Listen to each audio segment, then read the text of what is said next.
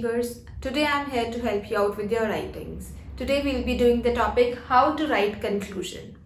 You're writing your essay but you don't know how to write a conclusion. That is a great problem. It would not fetch you good bands. So this video is all about writing conclusion. Let's start with it.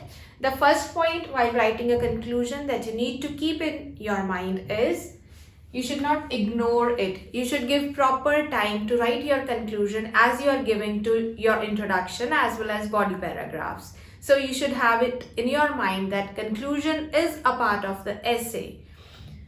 You need to be very specific. You need to be extremely specific about writing the conclusion. You cannot write anything in the conclusion. This video is all about writing conclusion. So I'll be telling you later how to write and what exactly to write in the conclusion. So do not write anything. Be very specific to your ideas. Next is, since it is a closing of your essay, so you should write it impressively. You should have good points in writing your conclusion. Next is, it should be logical enough to set an overall excellent impression of your essay. It should be logical. It should not be like anything. Whatever is left, you have all put it in the conclusion. It should have some logic. Your conclusion should be rational, logical, and a balanced approach towards your essay. Then it should be as impressive and as relevant as your rest of the essay. If you're writing your introduction beautifully, your body paragraphs beautifully, but you are missing out the conclusion, that would not be good for your overall impression of the essay. So it would not impress the examiner. So you should write your conclusion as beautifully as you have written the overall essay. So these are some of the other points you need to keep in your mind to write the conclusion. So you should not include any fresh idea in your conclusion. You should just restate whatever you have written in introduction and body paragraphs. Introduction of any fresh idea would deduct your marks. So rather than doing that, you should just give a summary of whatever you have written in your introduction as well as in your body paragraphs. Giving opinions and suggestions is acceptable if asked. Then you should use connectors for writing the conclusion. Starting में ही आपने एक connector add कर देना है. The connectors can be any of these four: to conclude, to recapitulate, in conclusion, to sum up. These are the four connectors for writing conclusion: to conclude, to recapitulate, in conclusion, and to sum up. Now let's start with the writing conclusion of advantages and disadvantages essay. The conclusion should be written either in 2 or 3 sentences. So here I have a conclusion for typical essay which says, do advantages outweigh its disadvantages. I have an essay of advantages and disadvantages, and in the last the question says, do advantages outweigh its disadvantages? कि advantages ज़्यादा है इसके disadvantages से, तो आपने इसको conclude कैसे करना है? So पहले तो हमने simply connector लगा दिया to conclude. I'll just say what I have written the next. It is having analyzed the pros and cons of something like the topic of the essay. For example, if I have public and private transport. Public transport की बात कर रहे हैं. So क्या कह रही हूँ मैं यहाँ पे having analyzed the pros and cons. Pros and cons is positives and negatives. कि सारे ऐसे में मैंने पब्लिक ट्रांसपोर्ट की पॉजिटिव्स की भी बात कर दी और नेगेटिव की भी बात कर दी. So having analysed the pros and cons of public transport, it can be established that कि ये फ्रेम किया जा सकता है that the merits advantages of it are numerous बहुत ज्यादा है, एंड फार रीचिंग कि फ्यूचर तक जाने वाली है, आगे तक जाने वाली है.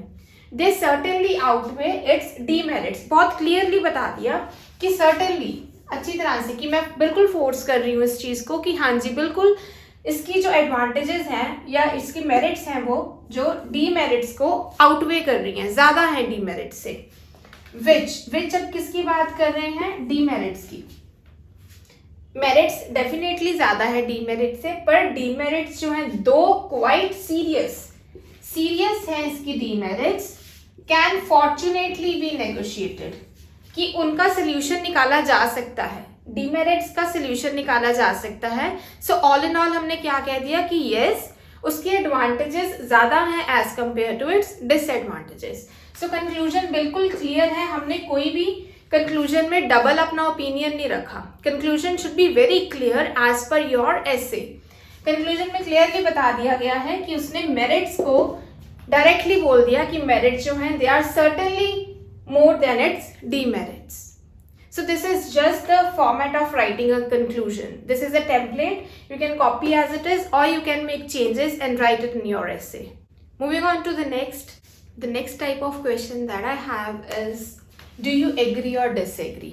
So कोई आपको question दे दिया, नीचे आपको क्वेश्चन ऐसे टाइप आ जाता है कि एग्री करते हो आप इससे या डिसएग्री करते हो. मेरे पास इसका क्वेश्चन था कि कुछ लोग कहते हैं कि टीचर्स का अच्छा होना ज़रूरी है रिजल्ट आने में, लेकिन कुछ लोग कहते हैं कि जो लर्नर है, जो स्टूडेंट है, उसके पास कुछ क्वालिटीज़ होनी चाहिए जिसकी वजह से रिजल्ट आता है. सो आप किस साइड पे एग्री कर रहे हो वो पूछ रहा है. सो जब डू यू एग्री और डिसएग्री वाला क्वेश्चन आए तो हमें एक साइड पे रहना है. We should not be partial side नहीं लेनी है. We should give one sided answer, चाहे एग्री करो चाहे डिसएग्री करो. सो एक व्यू के साथ जाना है आपने. So just see the conclusion. To sum up connector use किया.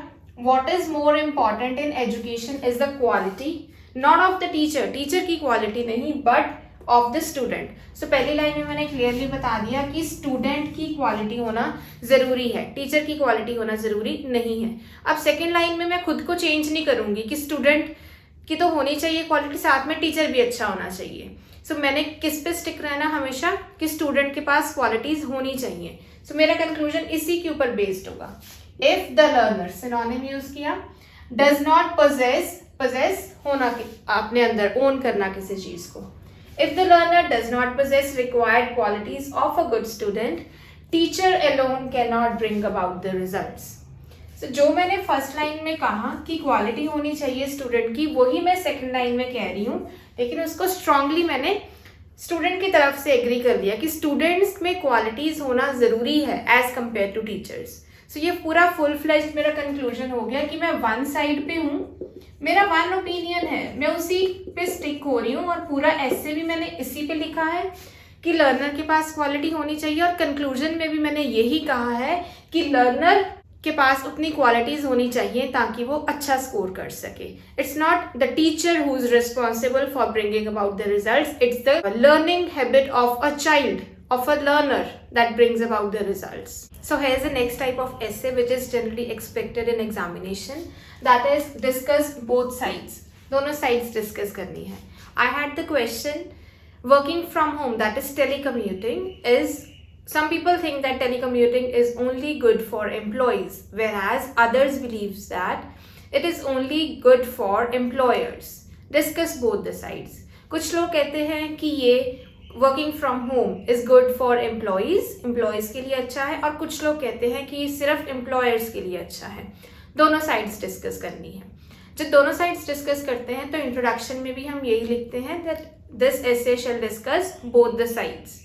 बॉडी पैराग्राफ 1 में हम एक साइड को मेन रख के उसके ऊपर बॉडी पैराग्राफ बनाते हैं, and the second opinion is in the second body paragraph. Now what to write in conclusion. Conclusion should be a mixture of both. दोनों साइड्स पे हमने रख के, दोनों व्यूज रख के उसको कंक्लूड करना है. कैसे कंक्लूड करना है? So to conclude, adding the connector, to conclude, it can be established that telecommuting is beneficial to both the employee and the employer. दोनों के लिए ही beneficial है.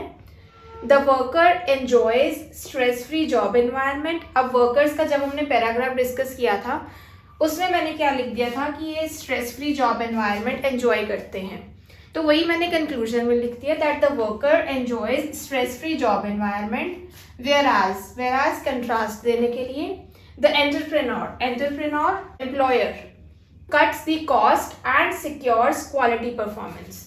मैंने दो चीज़ों की बात की है बॉडी पैराग्राफ में, वही मैंने कंक्लूजन में लिख दी है. मैंने कोई नया फ्रेश पॉइंट नहीं ऐड किया, बस जो मैंने अपने बॉडी पैराग्राफ्स में लिखे हैं उसकी ही लैंग्वेज चेंज करके मैंने अपने कंक्लूजन में डाल दी. So this is a way of writing conclusion when the essay comes discuss both the sides. Neutral रह के दोनों के ओपिनियंस कंक्लूजन में डाल देने हैं. The next type of question is problems and solutions. Problems and solutions में introduction लिख के बॉडी पैराग्राफ 1 में प्रॉब्लम्स, बॉडी पैराग्राफ 2 में सॉल्यूशंस और conclusion last paragraph.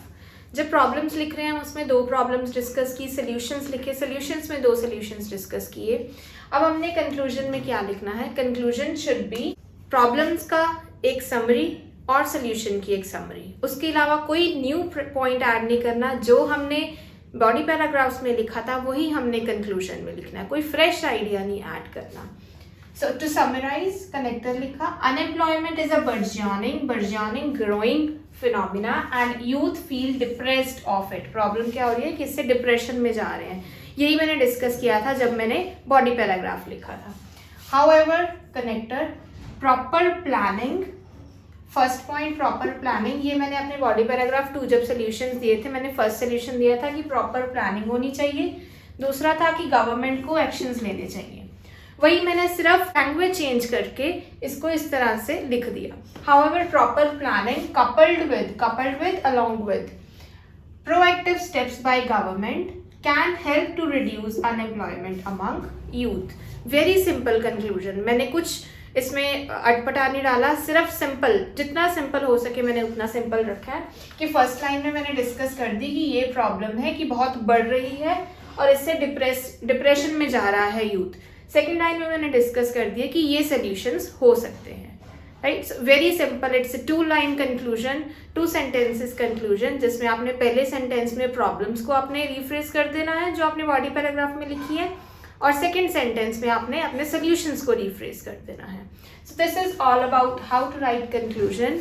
I hope you liked this video. So this is all about how to write conclusion of task 2 essay for both general as well as academic. I hope you liked this video. Please subscribe to my channel, hit the like button and hit the notification bell so that you get notified whenever I post a new video. Thank you for watching this video.